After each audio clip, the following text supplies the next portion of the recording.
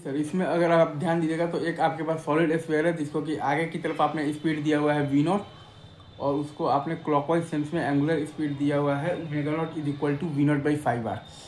और आपके पास सरफेस का कोफिशिएंट ऑफ द फ्रिक्शन दिया हुआ है म्यू। ठीक है, तो चूंकि अब ध्यान देंगे तो यहाँ पर आपके पास v is greater than omega r है, तो आप बॉटम मोस्ट पॉइंट को देखिएगा तो वो ग्राउंड के रेस्पेक्ट में फॉरवर्ड डायरेक्शन में मूव कर रहा है, मतलब कि फॉरवर्ड स्लिपिंग है तो kinetic frictional force backward direction में लगेगा to make v equal to omega r. Again मैं फिर से बोल रहा हूँ, अगर आप ध्यान देंगे तो यहाँ पर आपके पास v is greater than omega r है, मतलब कि अगर आप बॉटम मोस्ट पॉइंट पर ध्यान देंगे तो वो ग्राउंड के रेस्पेक्ट में फॉरवर्ड डायरेक्शन में मूव कर रहा है। ठीक है, मतलब कि आपका यहाँ पर फॉरवर्ड स्लिपिंग है तो काइनेटिक फ्रिक्शनल फोर्स आपका लगेगा बैकवर्ड डायरेक्शन में लगेगा to make v equal to omega r. Right sir, is it true? अच्छा, और एक चीज़ आप ये भी जानते हैं कि जो काइनेटिक फ्रिक्शनल फोर्स है वो आपका पास कर रहा है पॉइंट पी से, तो काइनेटिक फ्रिक्शनल फोर्स का टॉर्क जो है वो आपका 0 है पॉइंट पी के अबाउट। ठीक है, मतलब कि आप पॉइंट पी के अबाउट एंगुलर मोमेंटम कंजर्वेशन आप लगा सकते हैं, तो वहीं हमने लगाया है। तो क्या आया है एम वी नॉट आर, और फिर आया है प्लस आया है 2/5 mr² इंटू ओमेगा नॉट आया है हमारे पास v naught by 5r is equal to,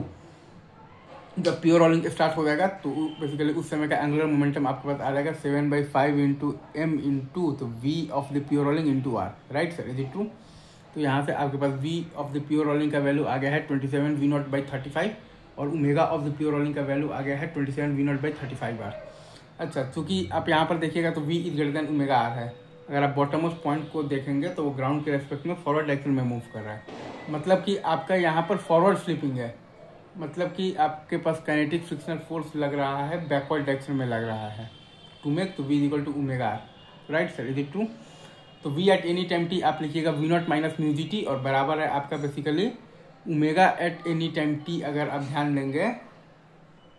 तो वो आपके पास आएगा बेसिकली इनिशियल ओमेगा नॉट, पहले तो आ जाएगा वी नॉट और बाई आ जाएगा आपके पास 5r, और प्लस आ जाएगा आपके पास अल्फा आता है आपके पास बेसिकली टॉर्क बाई आई, तो mu M G R by I आता है आपके पास 2/5 mr² into T alpha T, ये आ गया है आपके पास omega at any time T into R.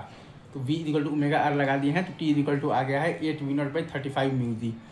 तो v प्योर रोलिंग आपके पास आ गया है 27 वी नॉट और बाई 35, और ओमेगा प्योर रोलिंग आपके पास आ गया है 27 वी नॉट बाई 35r। और अगर कोई आपसे ये बोल दे कि work done by the kinetic frictional force बताइए, तो आप लगा देंगे वर्क एनर्जी थ्योरम, तो आपके पास आ जाएगा 7/10 इंटू एम इंटू तो वी प्योर रोलिंग का होल स्क्वायर, मतलब कि आपके पास आ गया है 729 बाई आ गया है 1225 into v nought square. Again मैं फिर से बोल रहा हूँ 7/10 इंटू एम इंटू तो वी प्योर रोलिंग का होल स्क्वायर, मतलब कि 729 बाई आ गया है आपके पास 1225 इंटू वी नॉट का whole square minus initial kinetic मतलब कि एनर्जी है आपके पास हाफ एम वी नॉट मतलब कि square, half m v nought square, और प्लस है आपके पास हाफ आई है आपके पास 2/5 mr² इंटू है आपके पास ओमेगा नॉट का होल स्क्वायर, मतलब कि वी नॉट बाई 5r का होल स्क्वायर। इजी।